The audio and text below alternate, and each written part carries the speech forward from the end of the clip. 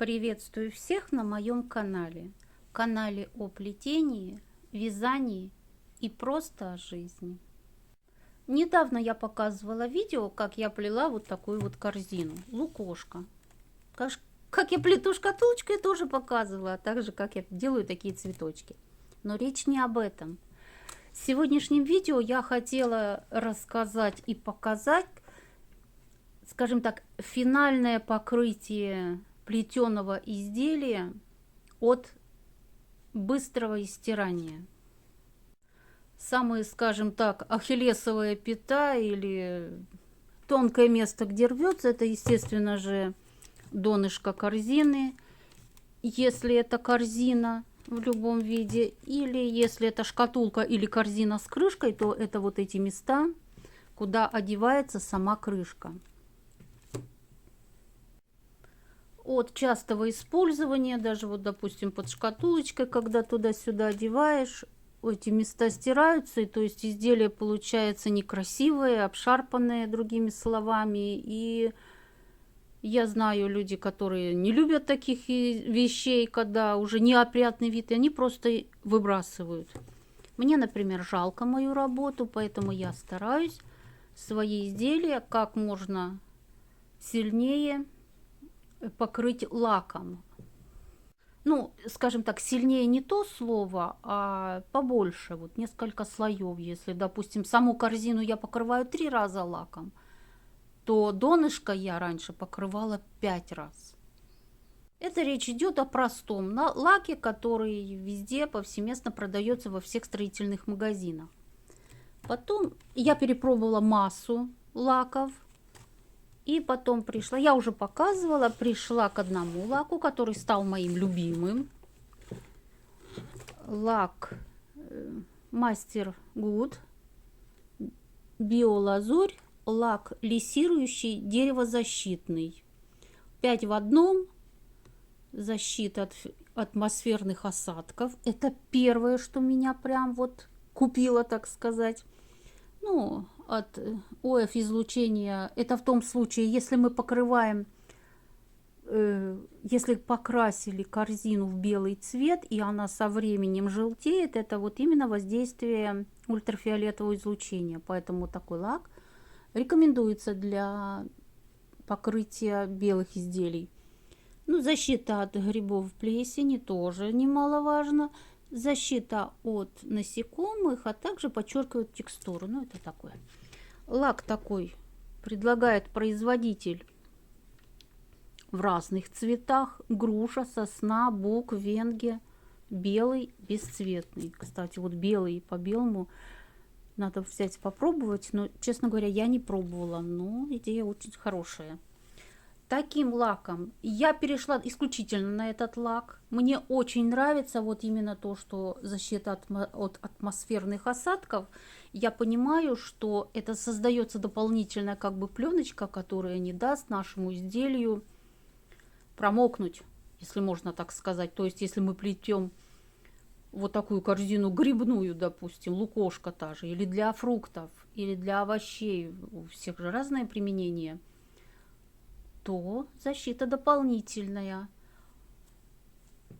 Или, допустим, если мы плетем корзину для белья, очень часто спрашивают заказчики, как корзина будет вести себя в ванной, там, где повышенная влажность, сырость. Вот именно в таких случаях я в основном делаю корзины для белья или, допустим, для животных. Вот находка, скажем так, находка. Этот лак у меня, так сказать, для ежедневного использования. Ну, а в основном, что я хотела показать, это паркетный лак, полиуретан.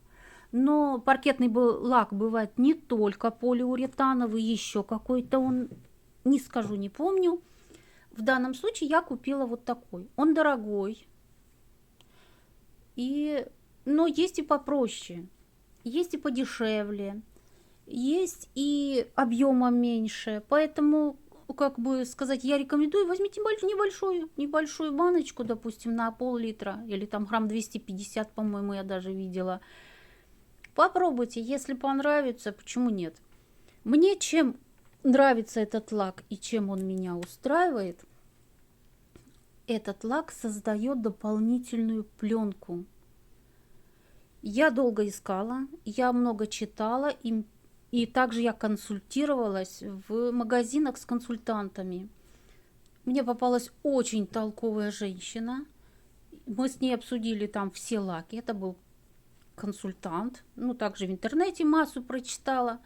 И она мне порекомендовала. Она узнала, что я вот конкретно занимаюсь плетением. И она мне порекомендовала именно вот такой.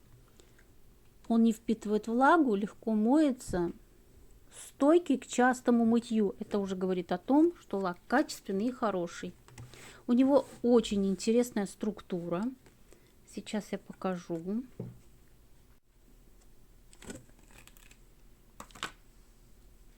Вот он так вот выглядит. Хочу напомнить, что лак обязательно нужно перемешать перед использованием. Не хочет фокусироваться. Сейчас я еще раз. Вот он. Что ты будешь? Вот. Он на вид как стеклянный. Вот его прямо видно, что он сразу же образует пленку. Еще плюс к тому же он густой. Не хочет фокусироваться у меня. Ну что ты будешь делать? Как же? Вот так вот.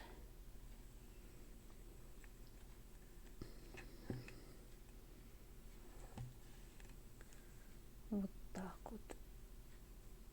Даже если я его излишки убираю, я все равно его видно. Как будто бы пленочка, как будто бы вот волос кисточки покрыт пленкой. Не хочет у меня почему-то фокусироваться. Размывается, видимо, на ярком. Ну, вот такой вот. Всю корзину покрывать таким лаком не стоит, потому что он дает блеск. Я один раз покрыла и потом решила, думаю, надо показать. Я покрываю только те места, вот донышко. Можно ручку, если кто-то хочет еще. Вот я просто хочу показать, как он выглядит. Вот эти места самые такие и стирающиеся. И донышко я вот так. Оно у меня уже покрыто. Он густющий такой, прям вот очень густой. Просто хочу показать, как это все смотрится.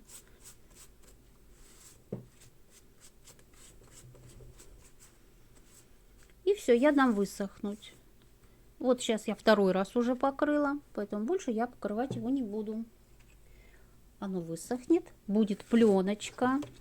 Чуть-чуть подсохнет, и я вот эти места вот так вот еще размажу, потому что если их не размазать, то вот оно куда затекло, так оно и останется, его прям видно будет. Поэтому его не надо много брать, очень экономично получается. Чтобы не испачкать скатерочку. И также вот эти места, где трутся. Сейчас я на камеру не буду красить, лаком покрывать, просто показала, какие места я покрываю. Еще недавно в фикс прайсе вот такой вот набор. Очень удобно и для больших корзин, и для средних, и для маленьких, и квадратные, и даже вот такой вот лист. Доставать нужно. Вот такой он лист. Толстенный, миллиметра 3, наверное, для больших корзин. Кстати, для больших корзин я вырезаю большие вот такие вот подставки бельевых. 5 штук делаю в середине и 2 так. Вот. Стоит недорого, вещь очень удобная и, кстати, очень хорошо клеится и не отваливается. Между тем корзинка, лак подсох. Хочу еще сказать, что он практически не имеет запаха, как бывает, вот который лессирующий, он тоже без запаха, тоже хороший. Но бывают лаки, которые резкие довольно-таки, имеют резкий запах, и если в доме маленькие детки или животные, конечно, нежелательно. Этот лак терпимо, практически не слышно. Или, как сказать, не то, что не чувствуется. Вот. Ну вот, наверное, это все, что я хотела сегодня рассказать, чем поделиться. Такой вот свой маленький секрет, чем я делаю, чем я покрываю свои корзины от стирания. Еще раз хочу обратиться к моим зрителям. Я уже говорила, что у меня почему-то какая-то проблема с Ютубом.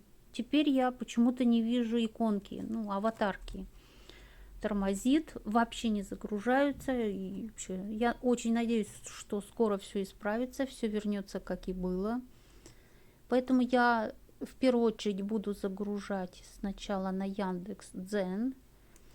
Переходите, подписывайтесь, и потом только по мере возможности я буду загружать на YouTube.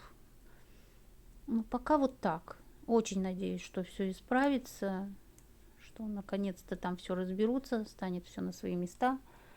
Ну, а на этом пока все. Если вам нравится, подписывайтесь. Будем плести вместе. На этом пока-пока. Всего хорошего и, конечно, мирного неба над головой.